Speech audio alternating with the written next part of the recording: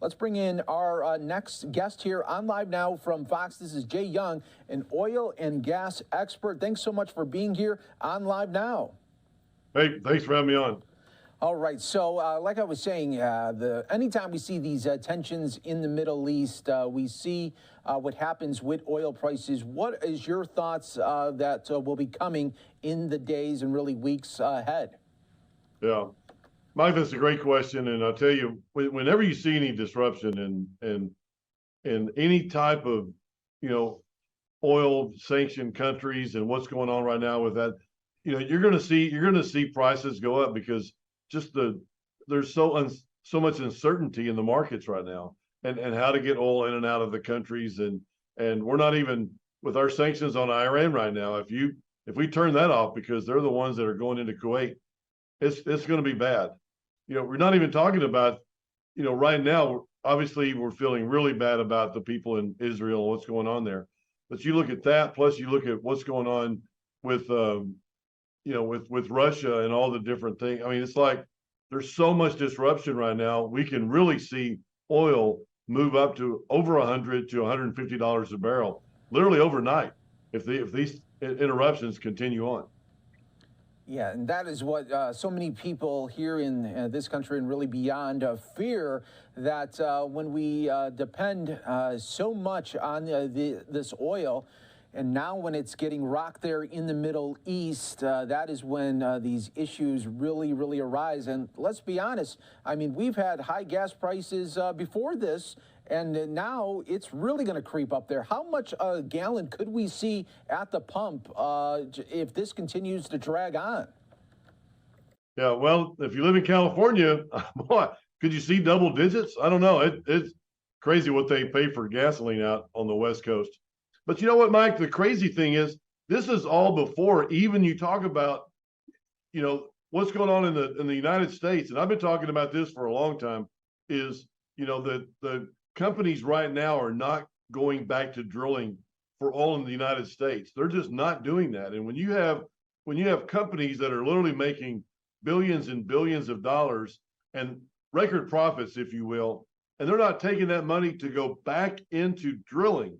Normally, and I'm a fourth generation guy, I've been around a long time, career in oil and gas. Normally when you see record profits, you have these companies that go right back into drilling, spending 90% of their money. They're doing not 50% now. They're only spending 50% of their profits going back into oil and gas, drilling, which is going to hurt our supplies. That's the United States, not even talking about what's going on in Kuwait or all the other countries. Yeah, talking about really having us by the juggernaut there, no doubt about it when it's all said and done. But as we continue to talk to Jay Young here, I thank you for joining us here on Live Now from Fox. And what happened, though, back right before, for our folks here, if we want to just bring in a little bit about the strategic oil reserves. Back right before the midterm election, we did have Biden release some of that. Was that a good situation, and should we have depended, say, on that now? Yeah, right. Well, I think we have like 17 days left if we did go into a big war right now. We were cut off from our foreign countries. I mean, let's don't forget, we're only producing 13 million barrels of oil a day in the United States. And we need over 20 million. Our appetite, as George Bush said it in his State of the Union address, our appetite, our addiction, we have an addiction to oil. We need oil really bad, and we just do not have enough. We need 20 million barrels a day. We're producing 13. And if we're cut off from our foreign entities, that's 7 million barrels a day that we're going to need from other countries or strategic reserve or something. And if we don't have it, you're going to see prices $200, I mean, I heard somebody talk about $300 a barrel. I mean, we were under 147 under Obama, so I don't see it as a problem going to $150 to $200 anytime soon. Unfortunately, Mike, for people that have to drive to work and go pick up their kids, that's unfortunate. Yeah, it really is. And let's be honest here with the countries that hate us, they control the oil, and we get so much from them. Some people would say, okay, if all these countries hate us and they control the oil and they kind of just put this out there that they could take it away and just not give it to us, some would say, how come we don't ramp up here in the United States? And because we're seeing the issues play out, you got an unstable Middle East. Why can't we start ramping up here in the United States and get rid of the red tape and get that going faster so we could have the oil on demand?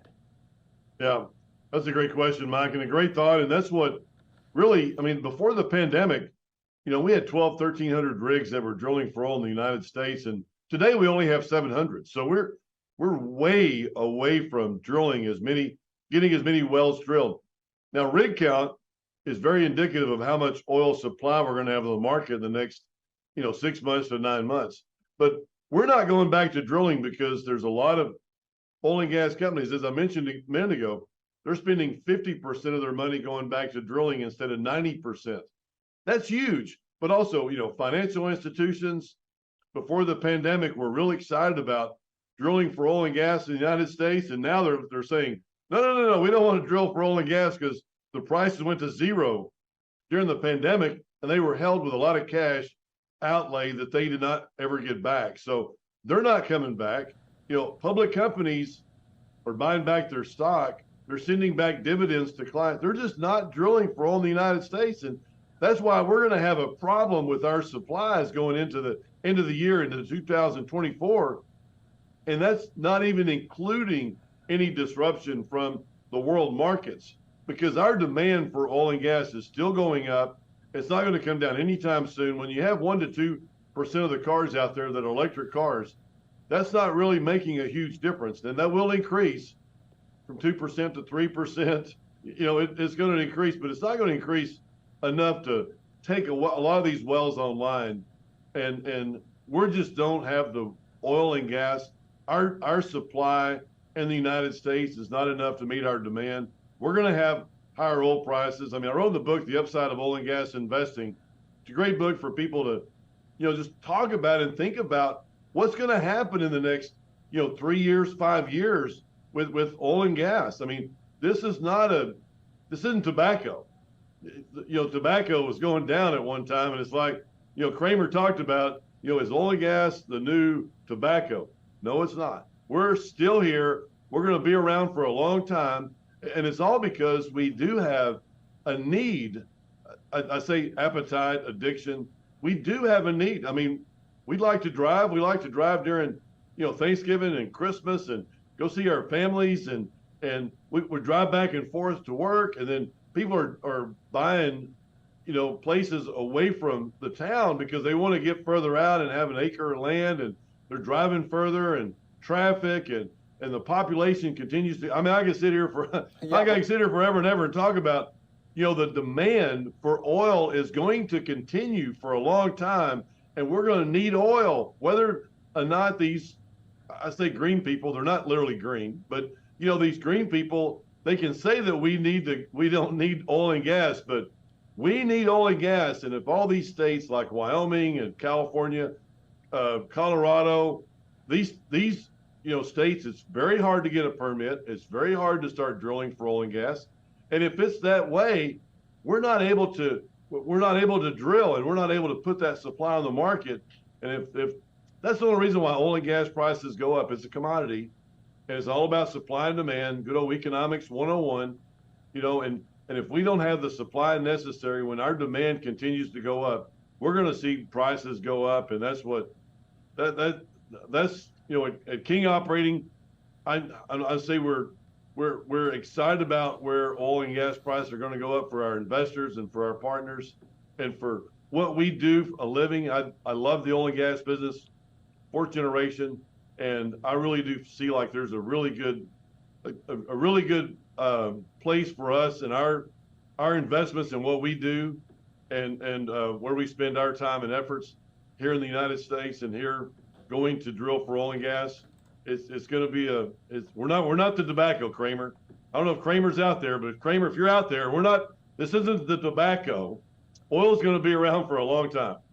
And I got to ask you lastly, Jay, you know, there is this push for electric vehicles and have more people driving EV. But I got to ask you, okay, some people are saying this, okay, if a lot of people go more EV because they're worried about higher gas prices and whatnot, what happens when a terrorist group wipes out our electric grid? What happens then to those cars? Oh, man, exactly right. And what happens when, you know, and I mean, and I know a lot of people that drive electric cars, not because they're trying to save on gasoline or, you know, they just love the cars, and they're great cars. I've been in them and I like them, and I've never driven one, but I'd love to drive one sometime. But they're nice cars. But you're right, the electric grid, what's going to happen to the batteries? I mean, you still need a lot of oil for the tires and all the different products that we need oil for. But yeah, I know. You know, if you look at and study the demand, and that's what we do, we study the demand of oil and gas and what's going to happen, how much oil we're going to need in the United States. Electric cars are being sold at alarming rates in California, especially. And you know, Elon Musk has done a great job. I don't know of too many people that can afford them because they're very, very expensive. But you know, when you see the need and you see what's going to happen with the United States and what's going on with the demand for oil and gas, that's where we're going right now. I mean, I like them.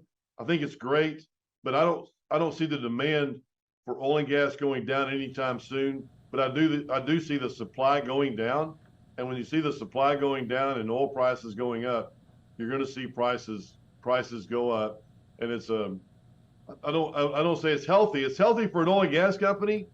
If you don't buy a public stock, there's a lot of great stocks out there. If you're looking for an alternative, you know, you look at King Operating, but just looking at it from a standpoint of, is oil and gas going to be around for a long time? And you know, I'm very bullish about what's going to happen in the years ahead.